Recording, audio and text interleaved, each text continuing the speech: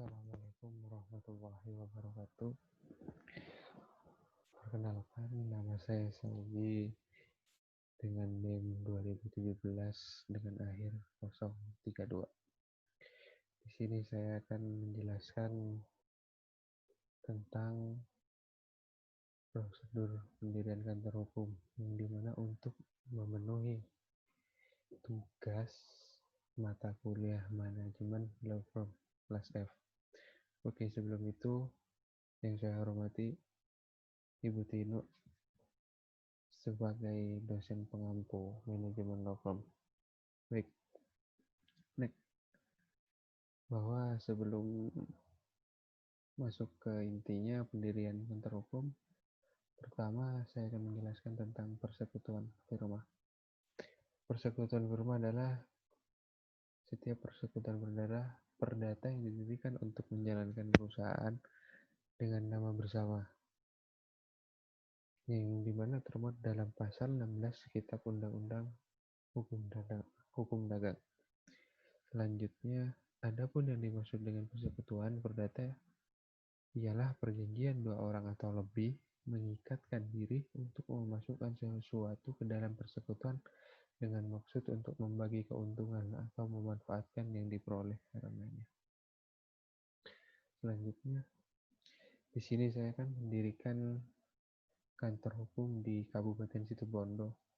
Alasan saya mendirikannya karena saya lahir di Situbondo dan juga besar dan tumbuh di Situbondo dengan nama SBS Law Firm yang memiliki arti bahwa solusi bersama sama. SBS Law Firm itu tersebut.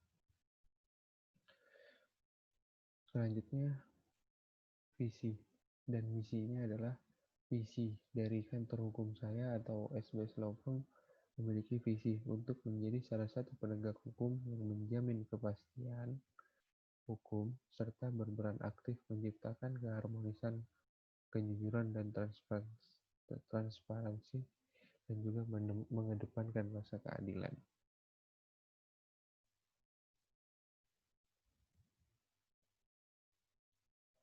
Yang selanjutnya misi. Misi di sini memberikan manfaat yang seluas-luasnya bagi kepentingan masyarakat dengan cara menjunjung tinggi prinsip keadilan dan membela kebenaran tanpa memandang ras, suku maupun jabatan. Kenapa misi tersebut?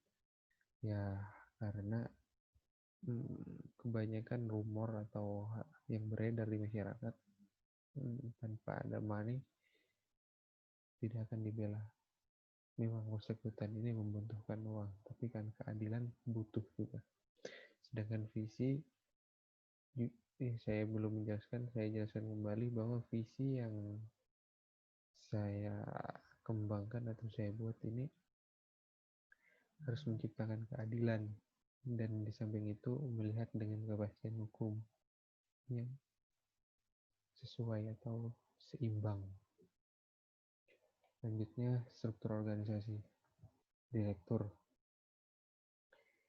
sendiri mungkin saya bisa menjadi ketua pada suatu saat nanti, dan pada law firm yang saya buat itu adalah solo player, tetapi saya akan menjelaskan struktur organisasi terlebih dahulu, yang dimana kedepannya pasti saya akan mengembangkan kantor hukum saya sendiri, yang dimana direktur diketahui oleh saya, manajer litigasi, manajer litigasi intinya ini yang berada di peradilan, ada advokat, masa dengan hukum. Sedangkan yang non litigasi di luar pengadilan mungkin bisa memberikan mediasi, arbitrasi dan lain sebagainya.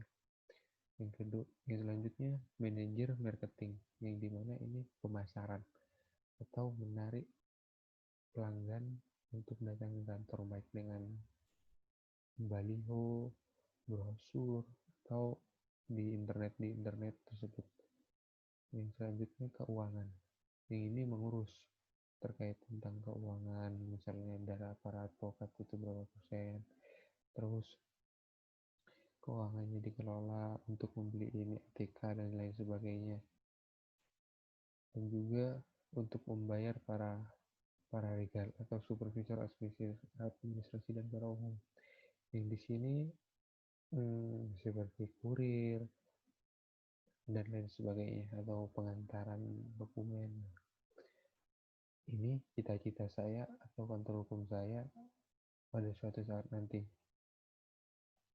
Yang saya ingin bentuk di sini, pertama saya ingin membentuk kantor hukum praktisi tunggal atau solo practitioner, atau saya bekerja sendiri dan menjadi pemimpin bagi dirinya sendiri dalam menjalankan jasa hukum yang disediakannya. Namun, dalam hal kantor seperti administrasi dan sejenisnya dibantu oleh beberapa staf, mengingat kantor saya masih didirikan oleh sendiri dan tidak mungkin saya menjalankan seperti ngeprint, mengantar dokumen, saya tidak mungkin. Maka itu membutuhkan staf. Dan staf-stafnya di antara lain adalah resepsionis, sekretaris, dan paralegal. Resepsionis ini menyapa, melayani, memberikan informasi kepada seseorang yang kepada pengunjung atau seseorang yang datang ke kantor. Dan selanjutnya ada sekretaris, yang dimana dia menjadi asisten administrasi, asisten hukum, atau asisten eksekutif, menjalankan tugas administrasi sehari-hari yang diperlukan untuk pengurusan kantor hukum yang efisien, seperti hal-hal apa yang harus dijadikan satu berkas, hal-hal macam itu. Kemudian paralegal meningkatkan efisiensi dan efektivitas kerja, khususnya dalam pengelolaan kegiatan operasional. Ya, ini orang-orang yang membantu supaya kantor hukum tersebut dapat maju. Mungkin itu saja yang bisa saya sampaikan, bahwa saya di sini membentuk kantor hukum solo player atau praktisi tunggal yang kemudian akan di-upgrade menjadi butik serta terus berkembang di 15 advokat lah, seperti itu dan sebagainya. Kurang lebihnya mohon maaf. Wassalamualaikum warahmatullahi wabarakatuh.